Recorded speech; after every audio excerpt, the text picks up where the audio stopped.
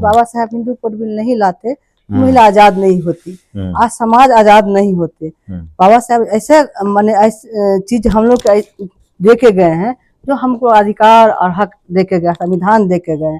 दूसरा बात, जो संविधान दे के गए और दूसरा बात, और बाबा साहब के संविधान दिया हुआ हर जमीन पर उतारने वाले माननीय लालू प्रसाद यादव है बिहार में।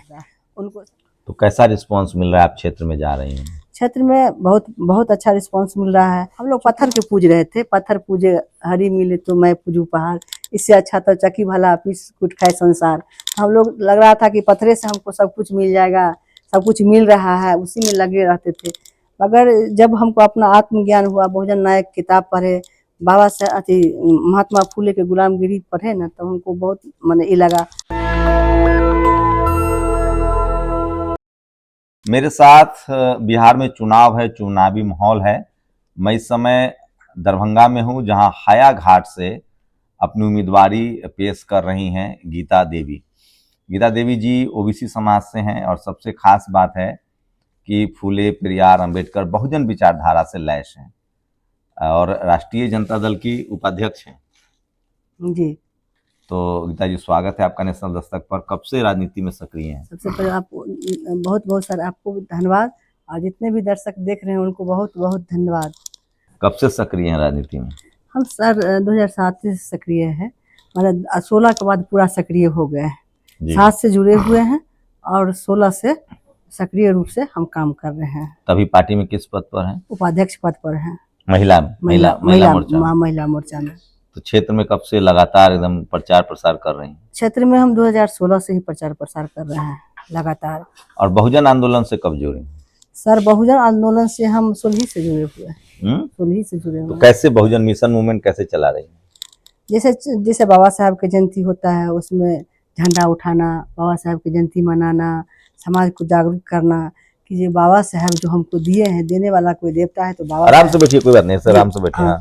तो कोई देने वाला देवता है तो बाबा साहब है। क्योंकि बाबा साहब हिंदू कोड बिल नहीं लाते, महिला आजाद नहीं होती, आज समाज आजाद नहीं होते। बाबा साहब ऐसे माने ऐसे चीज हम लोग दे के गए हैं जो हमको अधिकार और हक दे के गए, संविधान दे के गए।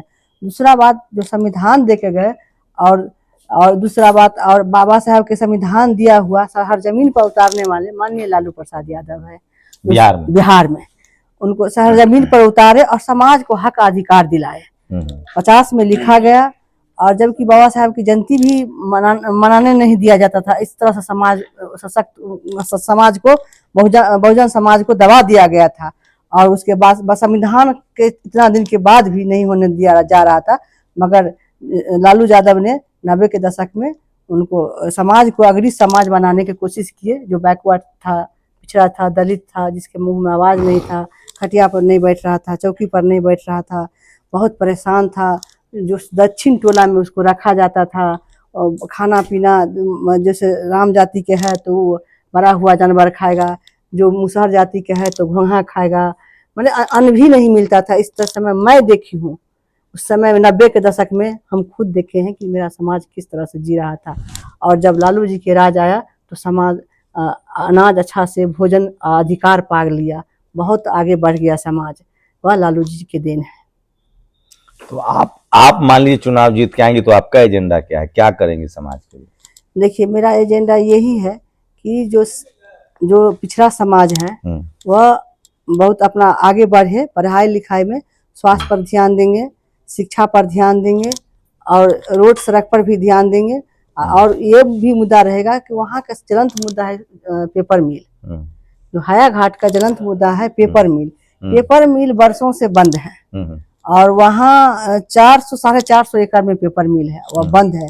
यदि तेजस्वी जी की सरकार बनती है तो वह चाहते हैं कि जो फैक्ट्रियां लगे, रोजगार हो और पलायन रुके। और तेजस्वी जी की सरकार बनती है तो वहाँ फैक्ट्रियां लगेगी, और ज्वलंत मुद्दा यही है, वहाँ रोजगार होगा और वहाँ के युवा को उसमें रोजगार होगा। मेरा यही मुद्दा है। तो कैसा रिस्पांस मिल रहा है? आप क्षेत्र में जा रही हैं? क्षेत्र में बहुत बहुत अच्छा रिस्पांस मिल रहा है, क्योंकि हम बहुजन समाज के नेत्री हैं। हम एक समाज के लेके चलते नहीं हैं, अम्बेडकरवादी हैं। उसके बाद हम कबीर पंथी भी हैं, कबीर साहब के भी मानने वाले हैं। मेरे परिवार में कोई मीट मछली नहीं खाता है, पूरा कबीरपंथी है हम लोग, अम्बेडकरवादी हैं। जो मेरा बहुजन नायक करके गए हैं उसको हम दोनों पति पत्नी समाज में जागरूक करते हैं और समाज में बढ़ चढ़ के हिस्सा लेते हैं, जगाते हैं कि आपको कौन क्या दे रहा है, कौन जुमलेबाज है, कौन आपको ठग रहा है, और कौन अंदर अंदर जो अंदर संविधान को खत्म कर रहा है और कौन आपके लिए काम कर रहा है। यही जो है मतलब हम लोग करते हैं, समाज में जागरूक करते हैं कि आप अपना हक अधिकार लीजिए, जो मिला है संविधान है तो जान और माल और मान का सुरक्षा देती है। यदि संविधान नहीं रहेगा तो ना आपका जान बचेगा, ना मान बचेगा, ना सम्मान बचेगा, तीनों चीज नहीं बचने वाला है। अब जब हम 4000 साल की गुलामी हम लोग झेल रहे थे तो बाबा साहब ने संविधान लिख के हमको आज़ादी दिए, वह संविधान अब खतरे में है। उसी बार कहा था कि 400 पार होगा तो संविधान बदला जाएगा, मगर 400 पार नहीं आया तो संविधान बच गया। और बहुजन समाज से यही कहेंगे कि आपका संविधान शान है। यदि संविधान है सब मतलब बराबरी का अधिकार संविधान ही दिया है। संविधान खत्म हो जाएगा तो आप कहीं नहीं है, क्योंकि पहले भी गुलाम थे फिर भी गुलाम रहिएगा। अभी जैसे बता रहे हैं जो हम लोग मंडलवादी कमंडल में घुस गए, हम लोग मंडलवादी थे कमंडल में घुस गए। इतना मंडल साहब बीपी साहब मंडल सब बिहार में मुख्यमंत्री बने, मंडल आयोग बना, उसमें 27% आरक्षण मिला, मगर वह 27% आरक्षण उतना ही रह गया, जबकि हम लोग ओबीसी है। 55 से 60 65% अभी ओबीसी हुआ 65% के 65 आरक्षण मिला तो वह खत्म कर दिया गया। बिहार में जाति जनगणना हुई तो उसमें 65% आरक्षण मिला तो उसको खत्म कर दिया गया। और अभी जो क्या नाम है जो कहता है कि सरकार हम डबल इंजन की सरकार है और कहता है सरकार के हम ये करेंगे, मगर सरकार 9वीं सूची में लागू भी नहीं किया और हम लोग का अधिकार को खत्म कर दिया।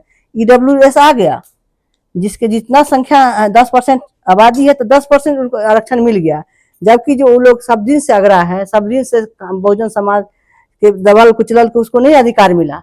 हाई कोर्ट कहता है कि नहीं, सुप्रीम कोर्ट कहता है कि आपको अधिकार नहीं दिया जाएगा, 50% से अधिक आपको आरक्षण नहीं बढ़ेगा, तो फिर ईडब्ल्यूएस कैसे आ गया। तो हम लोग चाहते हैं जाति गणना होना चाहिए, जिसकी जितनी संख्या उसकी उतनी हकदारी होनी चाहिए, उतनी भागीदारी होनी चाहिए और समाज को उतना हक अधिकार मिले। जब आप 50 से अधिक बढ़ा दिए हैं तो हम लोग का भी हक बढ़ाइए ना। हम 65% है तो हमको 65% चाहिए, उससे कम नहीं लेंगे, क्योंकि हम 65% जितनी जागरूक हो गए तो जब ये देख रहे हैं ना अभी हुआ है नेपाल में, तो वही हाल होने वाला है। नहीं तो जागरूक हम लोग हो चुके हैं, हो रहे हैं धीरे धीरे। ऐसा तो नहीं। आप कितनी पढ़ी लिखी हैं? हम इंटर पास हैं। तो नौकरी भी करती थी? हाँ, नौकरी भी करते, टीचर वाला। तभी हो गया, रिटायर हो गई या नहीं हम नहीं किए सर, छोड़ दिए। अच्छा, हम और परिवार के बारे में बताइए। परिवार में जैसे मेरे हस्बैंड इंजीनियर है RWD में, और बेटा SDM है, IITian था, IIT रुड़की से था बेटा, अभी है IIT रुड़की से PM मंत्रालय में वो काम कर रहा था, डाटा साइंटिस्ट के रूप में वो काम कर रहा था। अभी कल्याण अनुमंडल पदाधिकारी बना है बेटा, और बेटी इंजीनियर है, वो भी NIT से थी, और यहाँ जॉब का पटना में जॉब कर रही है, बेल्टॉन में जब, हाँ बेल्टॉन में है, और दामाद डॉक्टर है IGMS में। तो मेरा जिला के पूरा शिक्षित परिवार है। जी जी जी। तो ये अम्बेडकरवाद की तरफ कब बढ़े, कब परिवार में आया? जैसे परिवार में आया कि सर के हम तो पूजा पाठ करते थे सर, जो बात सच है, हम पूजा पाठ बहुत करते थे। बाबा साहब कहाँ पूजा पाठ के खिलाफ थे? वो भी धम्म के अनुयायी थे, बुद्ध के अनुयायी थे। नहीं, हम लोग पत्थर के पूज रहे थे, पत्थर पूजे हरी मिले तो मैं पूजू पहाड़, इससे अच्छा तो चकी भला पीस कुट खाए संसार। हम लोग लग रहा था कि पत्थरे से हमको सब कुछ मिल जाएगा, सब कुछ मिल रहा है, उसी में लगे रहते थे। मगर जब हमको अपना आत्मज्ञान हुआ, बहुजन नायक किताब पढ़े, बाबा से महात्मा फूले के गुलामगिरी पढ़े ना, तो हमको बहुत मन ये लगा। तो क्षेत्र में क्या क्या मुद्दा है जिस पर काम कीजिएगा अगर आपको जनता चिताती है तो? क्षेत्र में जो मुद्दा है, सबसे पहले मुद्दा है जो वही कह रहे हैं ना, स्वास्थ्य पर काम करेंगे, शिक्षा पर काम करेंगे। शिक्षा में इसीलिए बेहतर शिक्षा, जो कैसे समाज के बेहतर से बेहतर काम कर सके उस पर काम, चूँकि मेरा अपना जो घर है बहुत पढ़ा लिखा परिवार है, और सबका इच्छा है यदि विधायक बनती है तो हम, मेरा बेटा के भी है कि हम जो बहुजन या कोई भी लड़का हो लड़की हो, किस तरह से हम उसको डेवलप करेंगे, तो सब डेवलप पर ध्यान दिया जाएगा। स्कूल पर किस किस तरह से पढ़ाई लिखाई हो रहा है, उस पर हम ध्यान देंगे। और गौतम बुद्धा ग्रामीण विकास फाउंडेशन करके हम लोग एक एनजीओ है, उससे हम जुड़े हुए हैं। अभी मदद कर रहे हैं हाँ जी, लोगों को? हाँ कर रहे हैं, मदद कर रहे हैं उसमें। जो किस तरह आईएएस, की मदद करते हैं? जैसे आईएएस आईपीएस जो बनना है, एनजीओ पढ़ा रहा है, जो सब कंपटीशन की तैयारी करवा रहा है, फ्री ऑफ कॉस्ट पढ़वा रहा है एनजीओ। तो उससे हम जुड़े हुए हैं, तो उससे जो बच्चा जुड़ता है तो उसमें हम अपना योगदान देते हैं कि आप फ्री ऑफ कॉस्ट पढ़िए, आपका जो है योगदान इसमें आके आप लीजिए और आगे बढ़िए। यही सब काम हम करते हैं। और दामाद डॉक्टर है, भाई टॉप के कैंसर के डॉक्टर वहाँ लखनऊ में भाई टॉप के डॉक्टर है कैंसर के, दामाद डॉक्टर है हार्ट के, तो सर्जन हैं। तो ये सब है। तो फिर समाज से जुड़ी रहती हैं। समाज से जुड़े रहते हैं। समाज जाता है पटना आवास पर, रहना खाना पीना समाज के होता है, तो अपना करते रहते हैं। तो देखिए, हमारी कोशिश है कि बहुजन समाज की महिलाओं को भी राजनीति में आना पड़ेगा। संसद में, विधानसभा में महिलाएं तो हैं, लेकिन बहुजन समाज की महिलाओं का अकाल है। उसके बाद महिलाओं को 50% रिजर्वेशन तो दिया जा रहा है, या जो भी 30% दे दिया जाए विधानसभा लोकसभा में, लेकिन अभी भी बहुजन महिलाओं को अधिकार कम मिलेगा। ये बोलना चाहते हैं सर, जैसे मोदी जी महिलाओं के 33% आरक्षण दिए हैं, लागू भी नहीं किए हैं, मगर ये तो नहीं बोले कि ओबीसी महिला के लिए कोटे में कोटा होना चाहिए, वो तो नहीं किए हैं। सिर्फ माने 33% आरक्षण लागू कर दिए हैं, अथी बोल दिए हैं कि आरक्षण पास हो गया है, लागू भी नहीं किए हैं। 29 में करेंगे कि नहीं कहे, वो तो मोदी जी वही है। मैं कंक्लूड कर रहा था। हाँ जी। तो मेरी तो सोचिए, मैं यही कह रहा हूँ कि सवर्ण महिलाओं का रिप्रेजेंटेशन है। जरूरत है कि दलित, पिछड़े, आदिवासी, किसान, अल्पसंख्यक समाज की महिलाएं संसद और विधानसभा में कब पहुंचेंगी। सवाल आधी आबादी का भी है और सवाल शोषित वंचित महिलाओं का भी है, क्योंकि जातिवाद की पीड़ित सबसे ज्यादा महिलाएं हैं। वो घर में पेट्रियार्कल की शिकार हैं, समाज में जातिवाद की शिकार हैं, दोहरी मार झेल रहे हैं। इसलिए बहुजन समाज की महिलाएं जो दोहरी मार झेल रही हैं, जब तक वो संसद विधानसभा में नहीं आएंगी तो महिलाओं की सही में समस्या हल नहीं होगी। तो ये गीता देवी हैं, जो हयाघाट दरभंगा जिला होता है और हयाघाट विधानसभा है, वहां से आरजेडी की सशक्त उम्मीदवार हैं और अपना उम्मीदवारी पेश कर रही हैं। आप लोग अपनी राय जरूर दीजिए। शुक्रिया मैम हमसे बातचीत करने के लिए। धन्यवाद सर। नेशनल दस्तक की आपसे गुजारिश है कि अगर इसको बचाना चाहते हैं तो नेशनल दस्तक को सब्सक्राइब करने के लिए रेड कलर के सब्सक्राइब बटन को दबाएं, फिर बेल आइकन की घंटी दबाएं। नेशनल दस्तक को बचाने के लिए बहुत जरूरी है कि हर खबर को शेयर करें, लाइक करें, कमेंट जरूर करें।